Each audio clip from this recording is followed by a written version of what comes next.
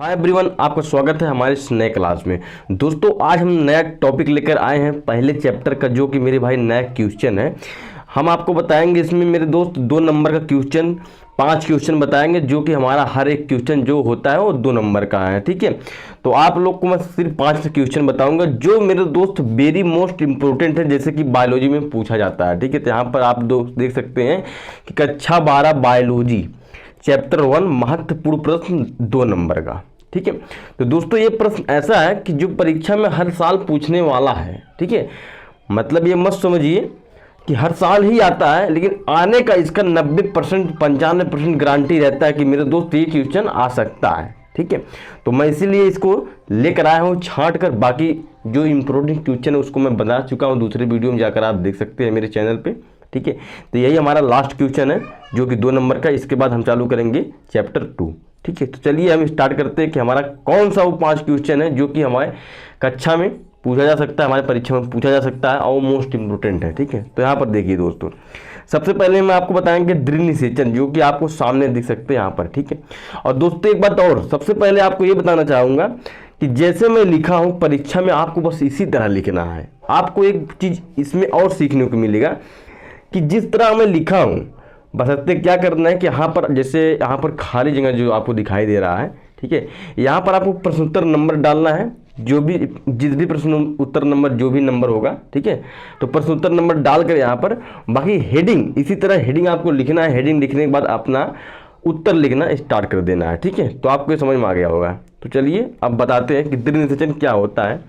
बहुत छोटा छोटा क्वेश्चन है दोस्त, इसको आप 1 मिनट में याद कर सकते हो। ठीक है, पाँचों का पाँचों क्वेश्चन हमारा छोटा ही छोटा है। ठीक है, तो चलिए देखिए दोस्त, एक ही भ्रूणकोश में 2 संलयन का होना ही दृढ़ निषेचन कहलाता है। जैसे एक भ्रूणकोश होता है, जो भ्रूणकोश होता है उसमें एक भ्रूणकोश में 2 संलयन, मतलब 2 विभाजन संलयन जो होता है, उसी को 2 संलयन का होना ही दृढ़ निषेचन कहलाता है। पहला क्वेश्चन हमारा बहुत छोटा सा है मेरे दोस्त, ये आपको 1 नंबर या 2 नंबर में पूछ लेता है। ठीक है, अब दूसरा हमारा क्वेश्चन क्या है दोस्तों, यहाँ पर देख सकते हैं कि अनिषेक जनन क्या होता है। यहाँ पर देखिए दोस्तों, अनिषेक जनन, यदि बिना निषेचन के भ्रूण का निर्माण हो तो इस घटना को हम अनिषेक जनन कहते हैं। बिना निषेचन मतलब बिना सेक्स के। ठीक है, अगर हम बिना निषेचन के अनिषेक जनन, यदि बिना निषेचन के ही भ्रूण का निर्माण हो तो इस घटना को हम अनिषेक जनन कहते हैं।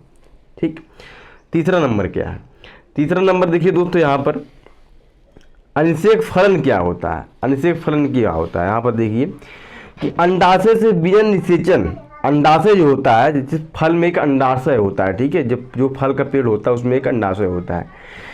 अनिषेक फलन, अंडाशय से बिना निषेचन के फल निर्माण की प्रक्रिया को हम अनिषेक फलन कहते हैं। इसे फलों को ऐसे दोस्तों, ऐसे फलों को, ठीक है, ऐसे फलों को या फलों की अनिषेक फलनी फल कहते हैं। ठीक है, ऐसे फलों को या अनिषेक फलनी फल कहते हैं, और इसे क्या कहते हैं, अनिषेक फलन भी कहते हैं। आप दोनों भी कह सकते हो। ठीक है, अब इसका एग्जाम्पल क्या होता है, एग्जाम्पल इसको देख लेते हैं दोस्त। यहाँ पर जैसे कि एग्जाम्पल इसका, जैसे हमारा अंगूर हो गया, केला हो गया, अनानास हो गया, तो क्या होता है, ये अंडाशय से बिना निषेचन के फल का निर्माण की प्रक्रिया को अनिषेक फलन कहते हैं। ये अंडाशय के बिना निषेचन के फल का निर्माण ले लेते हैं। ठीक है, इसमें अंडाशय बिना निषेचन नहीं होता। ठीक है, तो ये क्या करते हैं, फल का निर्माण ले लेते हैं, तो इसी को हम क्या कहते हैं, अनिषेक जनन कहते हैं, अनिषेक फलन कहते हैं, सॉरी। ठीक है, और दोस्तों हमारा क्या है, चौथा नंबर यहाँ पर देखिए, नंबर 4। नंबर 4 हमारा क्या है यहाँ पर कि लघु बीजाणु जनन क्या होता है। ठीक है, तो यहाँ पर देखिए, पुष्पी पादपों के नर युग्मक परागकण के निर्माण होने की प्रक्रिया को हम लघु बीजाणु जनन कहते हैं। क्या कहते हैं, लघु बीजाणु जनन। ठीक है, पुष्पी पादपों के नर युग्मक परागकण के निर्माण होने की प्रक्रिया को हम लघु बीजाणु जनन कहते हैं। ठीक है, तो ये आपको समझ में आ गया होगा 4 क्वेश्चन।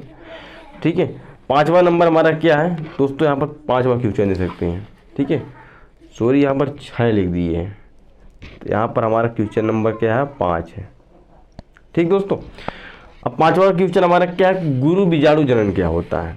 यहाँ पर देख सकते हैं दोस्तों, गुरु बीजाणु जनन क्या होता है कि गुरु बीजाणु मात्र कोशिका में, जो हमारा मात्र कोशिका होती है, जो इससे मात्र कोशिका बहुत होते हैं। ठीक है, तो गुरु बीजाणु मात्र कोशिका से गुरु बीजाणुओं के निर्माण की प्रक्रिया को हम गुरु बीजाणु जनन कहते हैं।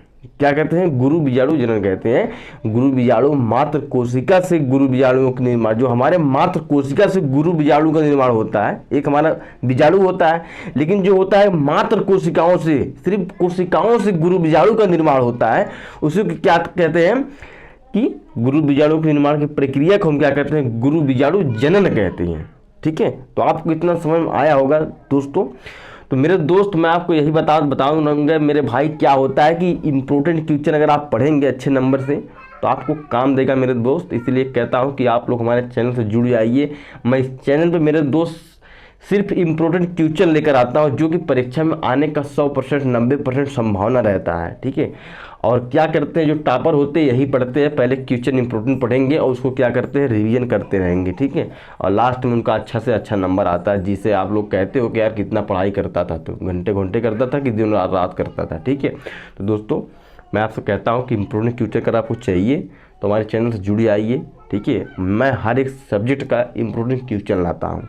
ठीक, तो फिर मिलते हैं एक नेक्स्ट वीडियो में एक नए टॉपिक के साथ। तब तक के लिए धन्यवाद। जय हिंद।